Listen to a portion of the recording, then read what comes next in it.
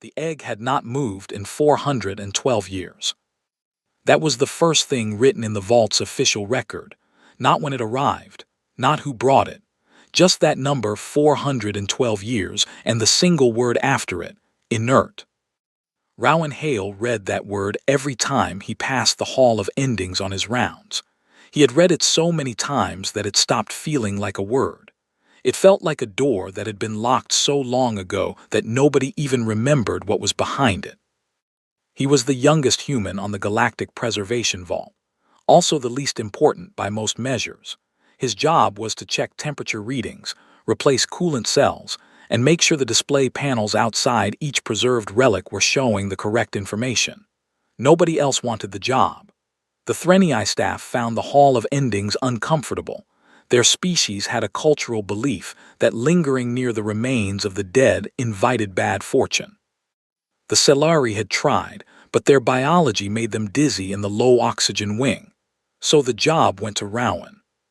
He did not mind, he liked the quiet. The Hall of Endings was exactly what the name said. It was the place where things were kept after they had finished. Eggs that would never hatch. Seeds from planets that no longer existed.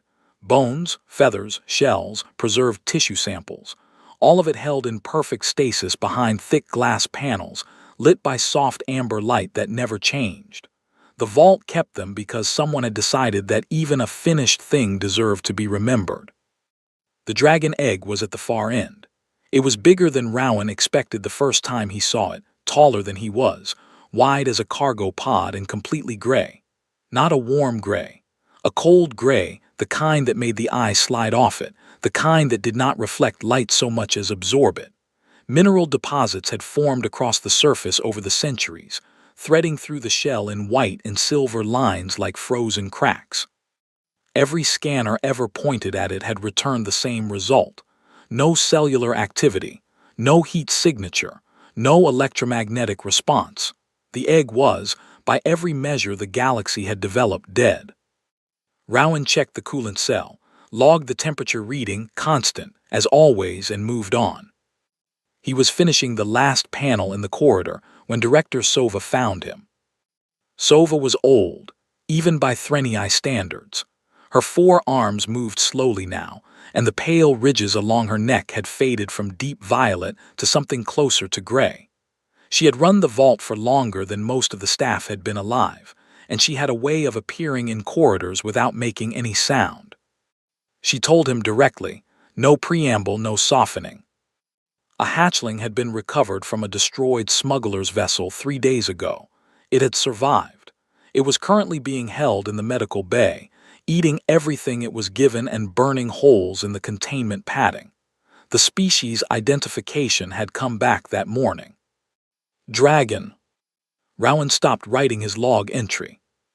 Sova explained, in the same flat tone she used for everything, that the hatchling was the only living dragon confirmed to exist anywhere in the known galaxy.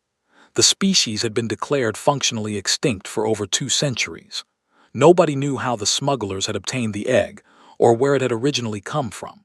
What mattered now was that the hatchling was alive. It was here, and nobody on the vault had any idea how to care for it. She looked at Rowan. He understood immediately. This was the job nobody else wanted. He said yes. The medical bay smelled like burned synthetic fiber and something warm and dry, like stones left in sunlight. The hatchling was in the far corner, sitting on the remains of what had once been a proper containment pad. It had reduced it to a nest of shredded material and was watching the door with eyes that caught the light and held it. It was smaller than Rowan expected, maybe knee-height, compact and low to the ground, with folded wings pressed flat against its back and scales that shifted between dark brown and amber depending on how the light hit them. Its tail moved in a slow, continuous sweep, not agitation, more like thought. Rowan sat down on the floor a few feet away from it and did not move. The hatchling watched him. He reached into his kit and pulled out one of the high-protein ration blocks the medical team had been using. He placed it on the floor between them and slid it forward slowly. The hatchling sniffed the air. Then it moved 3 quick steps and took the block. It ate with complete focus, the way young things eat when they are not sure when the next meal is coming. Rowan stayed on the floor. He wrote his observational notes in his log while the hatchling finished eating, circled the room once, and then came back to sit approximately 2 feet in front of him. They looked at each other. Rowan did not know what a dragon needed. There was almost no data. The vault's database had skeletal records, some tissue analysis, temperature ranges estimated from habitat fossils. Nothing on behavior, nothing on communication. He decided to start with what he knew. The hatchling was warm. It was curious. It was alive in a place built entirely for things that were not. He quietly gave it a name in his notes, just for the log, Pip, something short, something that fit a small thing in a large place. He did not know, sitting there on the floor of the medical bay, that Pip already knew where it wanted to go, that it had known since the moment it arrived on the vault. It had felt something, down the corridor, past the quiet panels and the amber light. Something that was cold but not quite finished. 3 days into caring for Pip, Rowan learned that dragons did not sleep the way most species did. They went still, completely, absolutely still, scales dim, wings locked flat, eyes closed to a thin line. From the outside it looked like unconsciousness, but the moment Rowan shifted his weight or the ventilation system clicked into a new cycle or anything in the room changed by even a small degree, Pip's eyes opened. Not slowly, all at once, fully awake before the sound had finished traveling across the room. Rowan wrote that down. He wrote everything down. It was the only way to build a care record from nothing. By the 4th day, Pip had developed a habit of following him. Not always, not in an obvious way, but when Rowan moved through the vault on his rounds, he would look back and find Pip 10 steps behind, moving in the same low, quiet way it moved everywhere, close to the floor, tail sweeping, watching everything. The other staff found this unsettling. A Selari technician named Vel asked Rowan, very politely, whether the creature could be kept in a designated area. A Threnii junior archivist took a longer route to avoid the corridor where Pip tended to sit. Even Neera, Rowan's field assistant, kept a careful distance for the first week. She was not afraid, exactly. She just had not decided what she thought about it yet. Rowan left the decision to Pip. If Pip wanted to follow, Pip could follow. On the 5th day, something changed. Rowan was in the middle of his rounds in the Hall of Endings when he noticed Pip had stopped. The hatchling was standing very still near the entrance of the corridor, head raised, nostrils moving. The scales along its neck were doing something Rowan had not seen before, shifting in slow pulses, amber to dark gold to amber again, rhythmically, like breathing. Rowan stood still and watched. Pip walked forward, slowly at first, then with more purpose, moving between the display panels without looking at any of them, passing the sealed feather collection, passing the seed vault section, passing everything, heading directly for the far end of the hall. The dragon egg. Pip stopped in front of it. The hatchling was small against the egg's size, barely reaching a third of its height. It stood there without moving for almost a full minute. Then it pressed the flat of its snout against the gray surface and was still. Rowan checked his scanner. He was not sure what he expected, habit mostly. The scanner ran its sweep and returned the standard result. Inert, no thermal output, no cellular activity. Then a second line appeared below the standard reading. It was small, a thermal variation not on the surface of the egg but deep inside, a single pulse, faint enough that the scanner flagged it as possible instrument error and placed a small question mark beside the value. Rowan read the number 3 times. He took a manual reading, then another. The pulse was still there on the 2nd, gone on the 3rd, then back on the 4th, irregular, faint, but present. He did not move Pip. He sat down on the floor behind the hatchling, opened his log and began writing. He reported it that evening. Old Garath, the Threnii archivist who had spent 31 years studying the cold egg, listened to the full report without interrupting. Then he was quiet for a long moment. He said, gently but clearly, that this kind of reading had appeared before. 3 times, in fact, over 3 decades. Each time it had been traced to calibration drift in the scanner array. The egg had been tested by instruments far more sophisticated than a field scanner carried by a maintenance technician. The result was always the same. The egg was inert. Rowan said he understood. He did not stop logging the readings. Neera came to find him the following afternoon. She had heard about the exchange with Gareth. She asked Rowan, without judgment, whether he was certain about what he saw. He showed her the log, all 4 readings, the irregular pattern, the depth signature, which was not consistent with calibration drift, because calibration drift appeared at the surface level, not 6 inches into the interior of a sealed object. Neera looked at the numbers for a long time. She was precise by nature, the kind of person who trusted data more than instinct. She pulled out her own scanner, a newer model than Rowan's, and they went back to the Hall of Endings together. Pip was still there. It had not moved. Neera ran her scan carefully. She ran it twice, using different sensitivity settings. The pulse appeared on both. She did not say anything immediately. She stood there looking at the egg, then at Pip, then at the numbers on her scanner, and Rowan could see her working through it, the same way she worked through anything that did not fit neatly into what she already knew. Finally, she said, "This does not match drift behavior." Rowan agreed. They stood in the quiet of the Hall of Endings, the amber light unchanged around them, the egg gray and enormous and still. Pip's scales pulsed slowly. The readings pulsed with them, not in perfect sync, but close. Close enough that Rowan had already written it in his log that morning, and then stared at the sentence for 10 minutes before deciding to leave it in. The pulse in the egg matched Pip's rhythm. Whatever was inside the egg, it was not ignoring the hatchling. It was answering. The Threnii had a word that translated roughly as second death. It described the moment when hope for a thing was officially removed, not the moment the thing died. That was simply death. Second death was the declaration, the meeting, the paperwork, the formal consensus that nothing further could be done or expected. It was, in Threnii culture, considered a sacred act, respectful, necessary, a way of releasing the living from the burden of waiting. The dragon egg had undergone second death ceremony 40 years ago, conducted by 3 senior archivists and witnessed by Director Sova herself. Rowan learned this from Gareth, who told him not as a warning but as context. The old archivist had been one of the 3. He did not say it with pride or regret. He said it the way he said most things, plainly, as information. Rowan thanked him and went back to the Hall of Endings. Pip was there.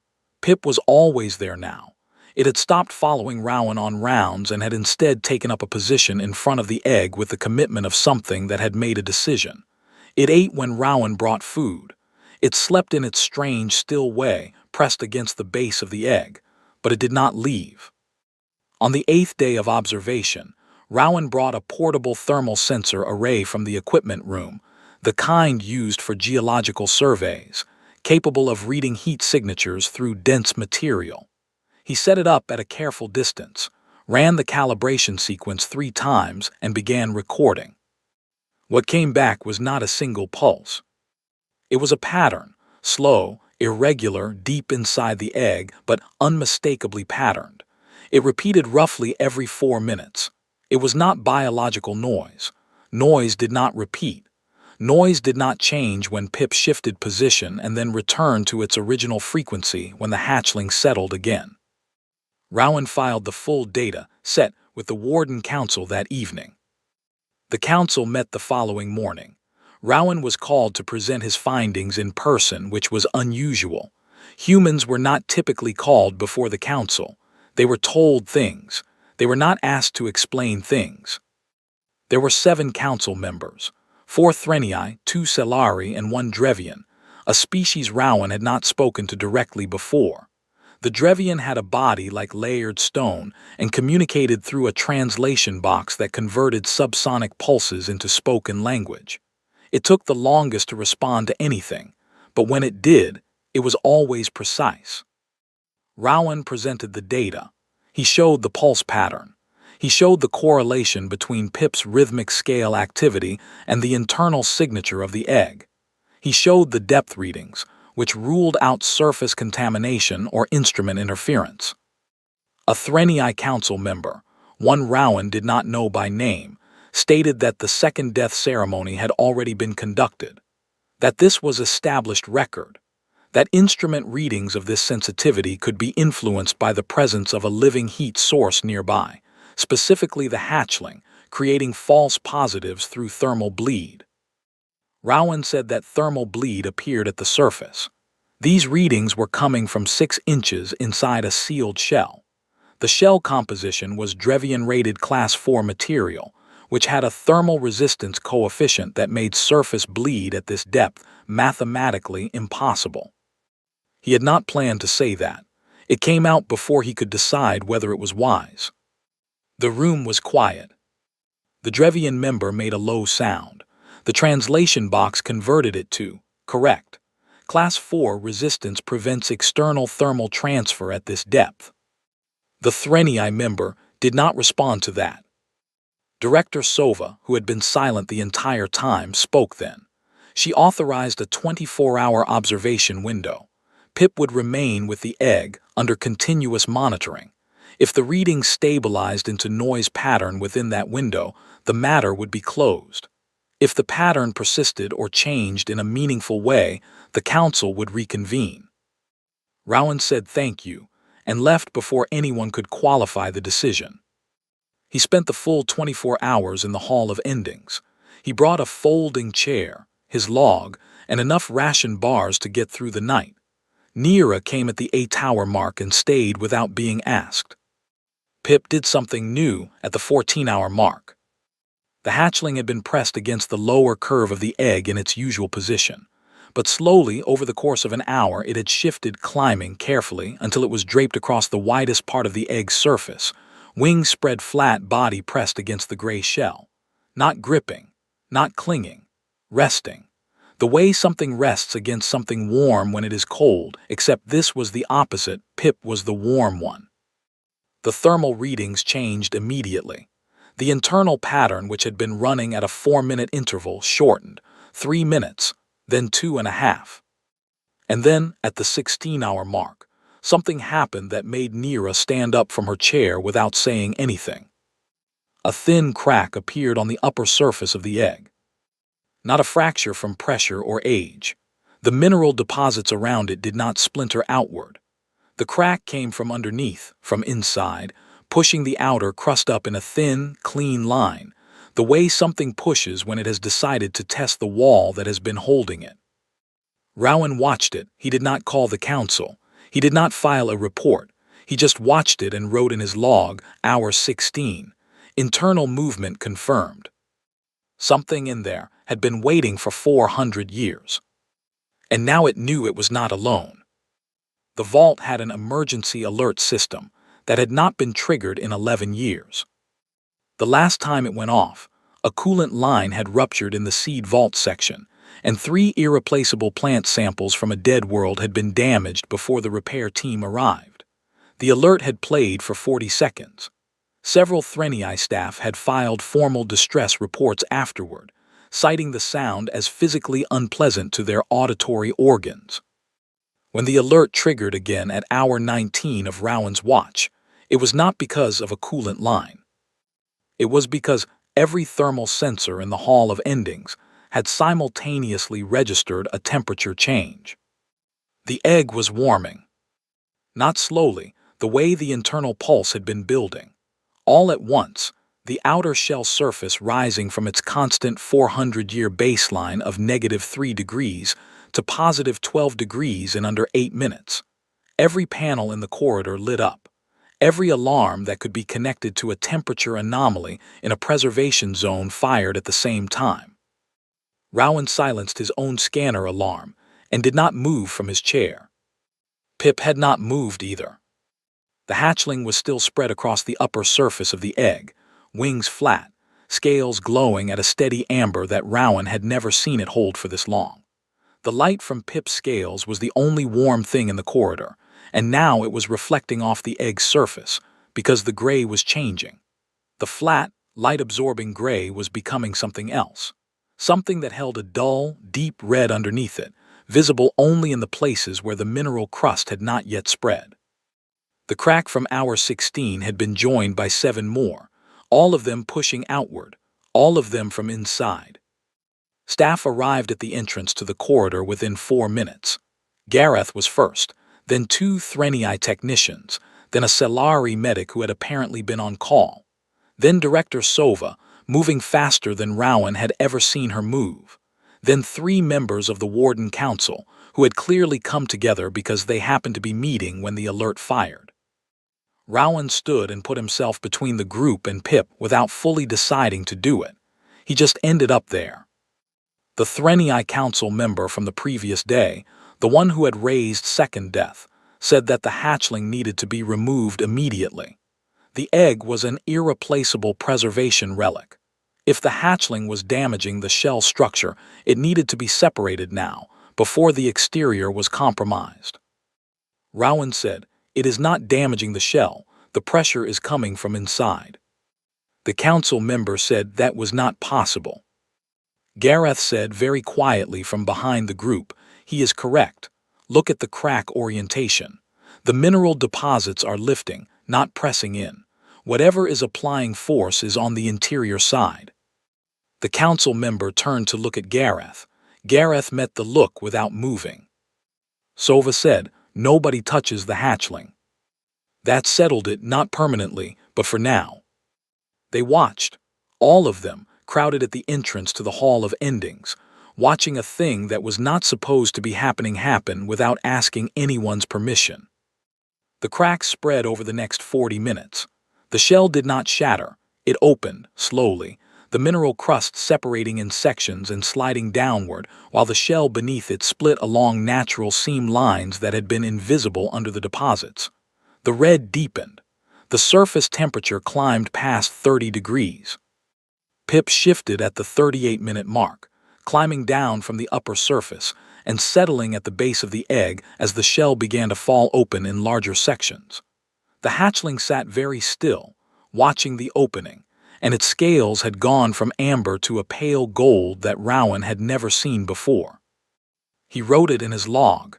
He was still writing when the egg finished opening. What was inside was not what any of them expected.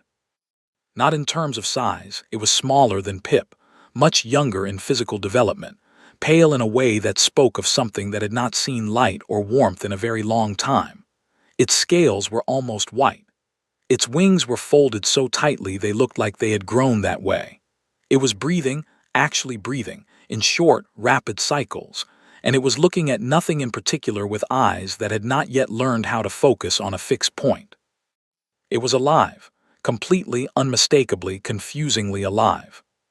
The Selari medic made a sound that did not translate. One of the Threni technicians sat down on the floor of the corridor without appearing to notice. Gareth put one hand flat against the wall and left it there. Pip moved forward, 3 careful steps. It stopped directly in front of the pale hatchling and made the low humming sound, the one Rowan had first heard on day 5, the one that had started all of this. The pale hatchling's rapid breathing slowed. Its head turned. Its unfocused eyes moved toward the sound. Rowan looked at the council members behind him. He did not say anything. He did not need to. The second death ceremony, the 31 years of study, the 412 years in the record, all of it had just become a different kind of story.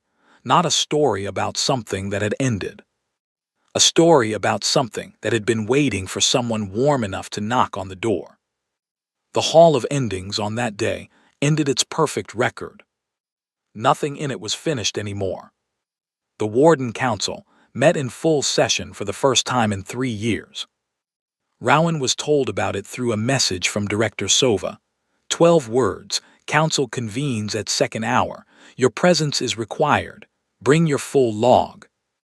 He had spent the previous day and night in the medical bay with Pip and the pale hatchling, helping the Selari medic, whose name was Ori, and who had apparently overcome whatever surprise had taken her voice the previous day, establish a basic care baseline. The pale hatchling ate slowly but steadily. Its eyes were focusing better.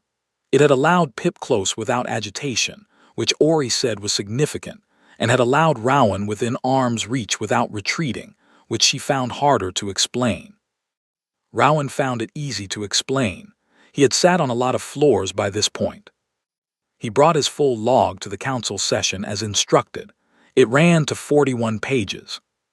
The chamber was larger than he expected, built for a different era of the vault, when more species had seats at the table. Now only 9 were occupied. The Drevian member was there. The Threnii member who had raised Second Death was there. Director Sova sat at the end and did not introduce Rowan, because apparently he did not need to be introduced. The council member who spoke first was not the Threnii one. It was a Selari representative, one of the 2 Rowan had not dealt with before, who laid out the situation in very careful language. 2 living specimens of a species declared functionally extinct. Provenance unclear. Care requirements largely unknown. The vault's mandate covered preservation of genetic material from extinct species. It did not, in its current form, cover the active care and housing of living specimens. Therefore, she said, the appropriate response was transfer. A research facility, she named one near the Selari home station, had the resources, the staff, and the regulatory framework to handle living specimens of this sensitivity. The dragons would receive better care there. The science would be better served. She said it all very pleasantly. Rowan had noticed that things were often said pleasantly when the person saying them did not want to be argued with. He asked to speak. Sova nodded. He did not use his notes. He had been thinking about what to say since the message arrived, and he had decided that the log was for the council members to read later, and what they needed now was something simpler. He said, this hatchling Pip arrived on this vault and within 5 days located the egg in the Hall of Endings on its own. No guidance. No data. It found the egg through something we do not have a scientific word for yet, because the science has not caught up to what we just watched. It then spent 9 days in proximity to that egg until the egg responded, until something inside it, which had been dormant for 4 centuries, woke up. He stopped and looked at the Selari representative. He said, if we separate them now and ship them to different facilities, we will be making the same kind of decision that drove this species to extinction in the first place. We will be managing them instead of understanding them. We will be putting our administrative needs above what they clearly need from each other. He said, I am a maintenance technician. I check coolant cells and log temperature readings. I am not a xenobiologist or a researcher or a council member, but I was in that corridor for 19 hours, and I watched a hatchling who had never seen another of its kind find one anyway and bring it back from 400 years of nothing.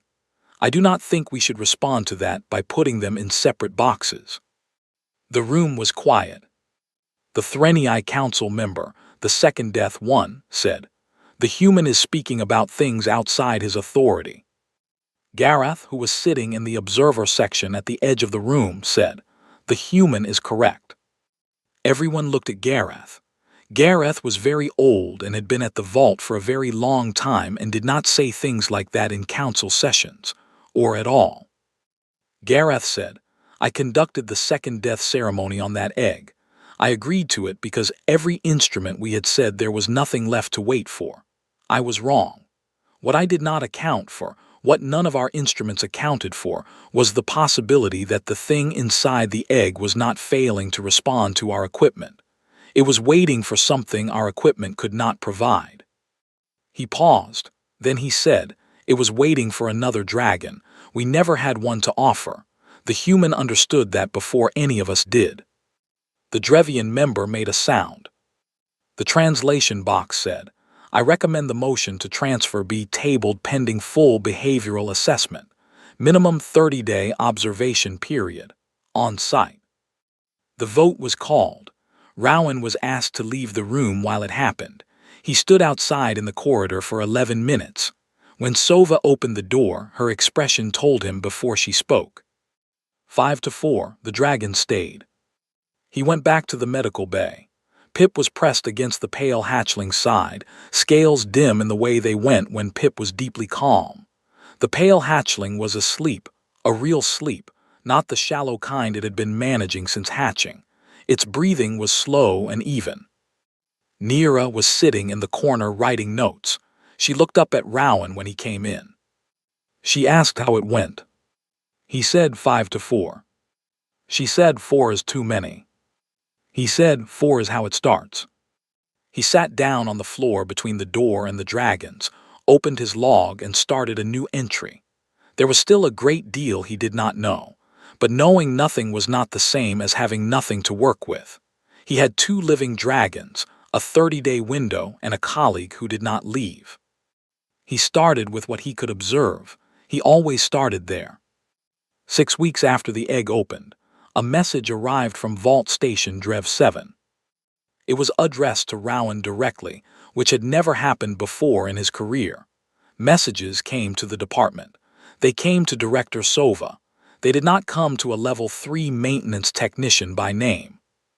The message was from a Drevian archivist named Set. It was long, technical, and buried inside it was a single sentence that Rowan read 4 times. We have 2 eggs in our Hall of Preservation that have shown no response in over 200 years. We are requesting information on your methodology. Your methodology. He showed it to Neera. She read it once and then looked at him for a moment without saying anything. Then she said, "They think you have a method." He said, "I have a hatchling." She said, "Same thing, maybe." He wrote back to Set that same day.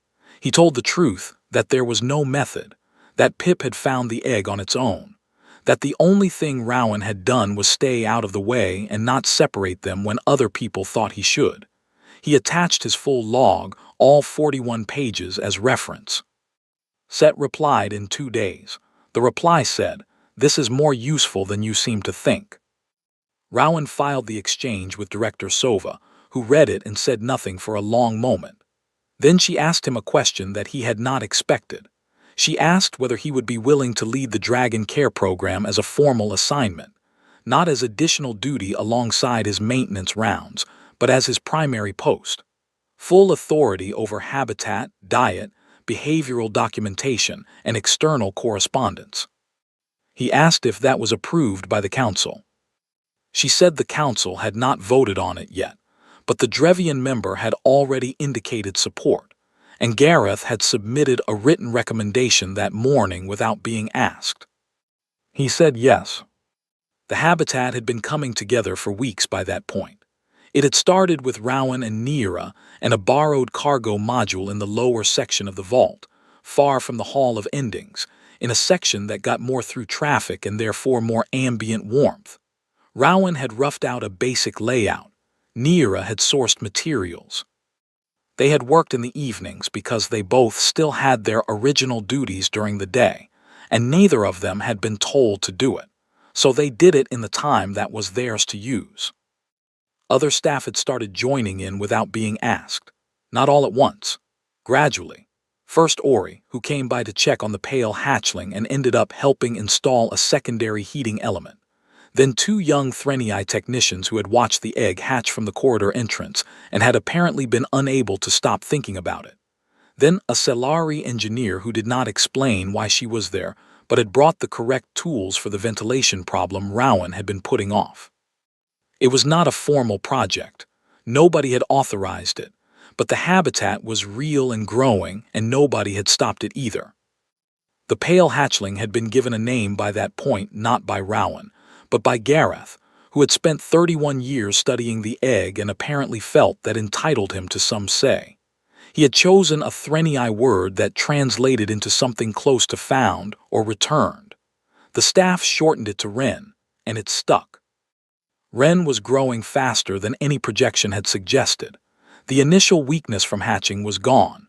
Its scales had shifted from white to a pale silver gray that caught light differently depending on the angle, a slow color change that Rowan documented carefully because color in dragons, he was learning, meant things. Pip had not changed as visibly, but Pip's behavior had.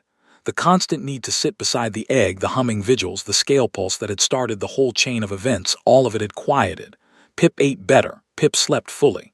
Pip had begun a new behavior, a low, complex sound made only when Wren was nearby, different from the original hum. Rowan did not have a word for it yet. He wrote it as contact call, positive context, directed at Wren exclusively. He had a lot of entries like that. Words that were close but not quite right yet, for things the language had not needed to describe before. On the 42nd day, Rowan sat in the new habitat and wrote his summary report for the Warden Council's review file. He was supposed to be clinical and structured. He tried to be both, but somewhere near the end, he wrote something that was not quite clinical and did not erase it. He wrote, the assumption that drove this egg's second death designation was that nothing inside it was responding. This was interpreted as evidence that nothing inside it was alive. These are not the same conclusion. The thing inside the egg was responding. It was simply responding to something we had not thought to provide. The presence of another of its kind. The warmth of something that recognized it. He stopped. Then he added, we nearly let it die of being alone. We did not because a hatchling found it first and a human stayed close behind. He sent the report and closed his log and sat in the habitat, while the silver-gray and amber shapes of Wren and Pip moved through the warm space around him. Through the lower corridor outside the habitat entrance, staff moved on their rounds. The Hall of Endings was still there, still lit in amber, still holding the things the galaxy had brought it. But down at the far end, the display panel that had stood outside the cold egg for over 4 centuries had been quietly updated. The field that had read inert for 412 years had been cleared. In its place, someone had typed 2 words and not signed their name. Not anymore.